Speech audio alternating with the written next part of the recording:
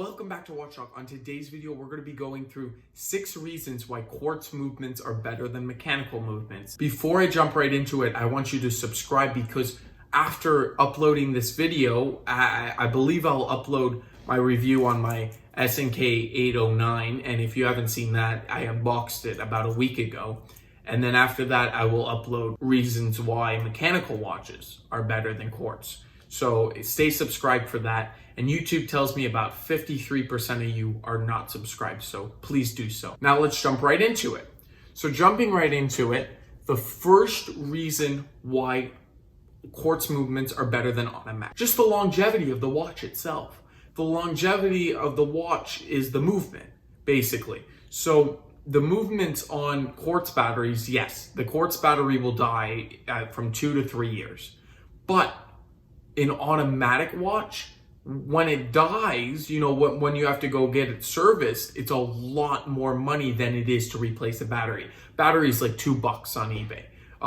If you replace, the movement, the automatic works and everything, that's going to cost, who knows, if you get it serviced. It could be Seiko charges around $100 to service their entry level, which is ridiculous because the watch itself is only $80. So, for the 7S26, so we have to play and realize what the difference is. That leads me to my second point, robustness. So you can drop a quartz watch, you can do multiple things to the watch and the movement, it won't wreck, right? It's very robust. There's not little parts. It's very simplistic and it's just hard.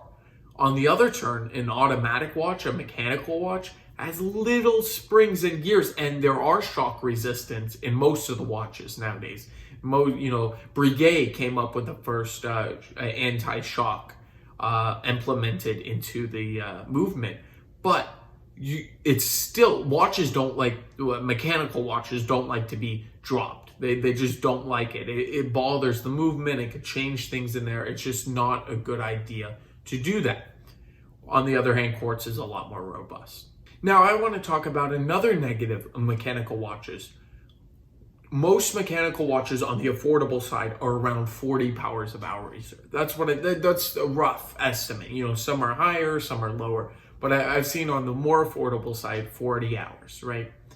You go out, you leave it on a vacation, you put it in your, you have a drawer or something. So you leave your mechanical watch and you just go for the weekend. You come back, the date's wrong, right? By the time you come back, it's 48 hours. So it's off by 8 hours.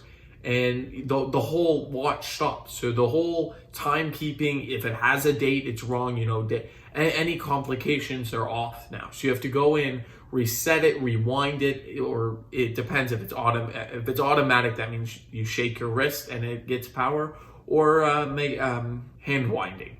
So that means you do it yourself. So there's 2 ways, but you still get that 40 hours. And if you're not wearing that watch every day, it could be an issue. So it's kind of a nuisance to do that. On the other turn, quartz actually is a blessing because you can leave a quartz watch in the drawer 6 months. If you go on a 6 months cruise or something, you could just leave it there, come back. And if it's an annual calendar or perpetual calendar, you look down at your wrist and it's still ticking like the day you left it. So that's a very big benefit of the quartz watch. Timekeeping itself. So we discussed it only has around 40 hours for the mechanical watch, but even during the 48 hours, mechanical watches can vary in time. Even the best of the best, Rolex, for instance, you can have a $10 quartz watch and it will beat a Rolex because a Rolex is plus or minus 2 seconds a day. It's called Swiss chronometer certified. We see that it's very solid movements. They're one of the best. But when we look at the other turn, when we look at quartz itself, you can get seconds a year. You can get like 2 seconds a year. If we talk about Grand Seiko, they're 1 second a year. It performs around 1 second a year. That means it keeps the dates, everything I discussed about, with being more accurate than keeping your mechanical watch winded. So you have to wind it and you have to reset the time over the years. And I'm talking plus or minus 2 seconds for the high end. If we go to the low end, for instance, it's like 40, 50 seconds a day, even up to minutes. Now, minutes is a really bad, but that's what it is on the low end. So it's a lot better timekeeping overall. You can have a $10 watch versus a $10,000 quartz versus mechanical 10,000. The $10 quartz will beat the $10,000 mechanical watch. That just amazes me. But the next one is replacing the movement itself. So there are servicing costs involved, right, in doing a movement. But you can go and just buy another movement. On the affordable end on mechanical watches, yeah. Because you for the 7S26 movement, I'm using this as reference because it's a very low-end movement. It's very entry-level, but it's still a great movement. And that movement, I think you could buy around 40, 50 bucks, around that area, maybe a little less. So you buy that movement, you can replace the whole movement, then service the actual watch, because that's just how it works. So that boggles me. But with the quartz, it's only a couple bucks to replace it. And God forbid, right? God forbid the quartz Miyota movement, whatever's in there, it breaks, right? It's like maybe 10 bucks to replace a quartz watch movement, I should say. That's like nothing. Like to just replace the whole thing, and then it will last you forever again until you have to replace that. So the longevity and the replacement of the movement is better on quartz watches. And that leads me to my final one, the number 6. So the sixth thing I think that, I should say that quartz watches are better than mechanical is the magnetization.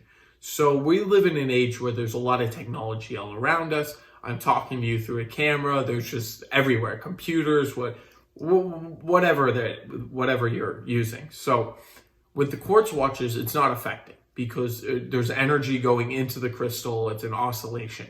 But when we're talking mechanical movements, you have to either buy one that has anti-magnetic fields, which is the high end. Most high-end pieces have that.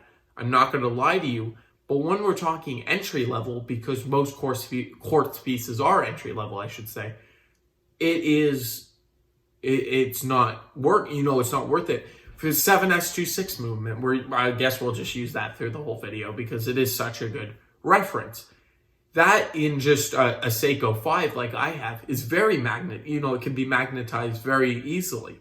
And then it even loses worse time than it would if it wasn't even magnetized.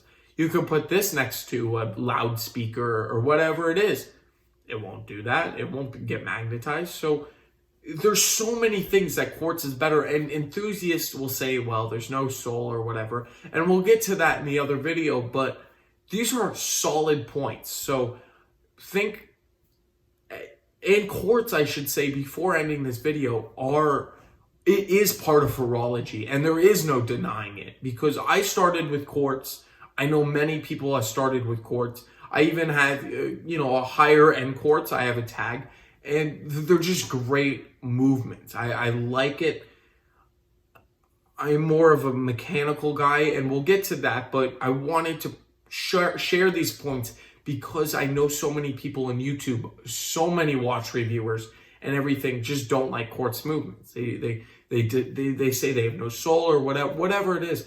I just want to show you, especially if you're not into that, if you're not into winding it or wearing it every day, and you just want to pick it out once a week and wear it once a week, quartz is a better option for you. I want to thank you all for watching. Please hit the subscribe button. Let's get that number away from 53% not subscribed. Let's get it to 0 not subscribed. I want you all to subscribe out there. Please hit the like button. It really does help the channel, and I'll catch you in the next one.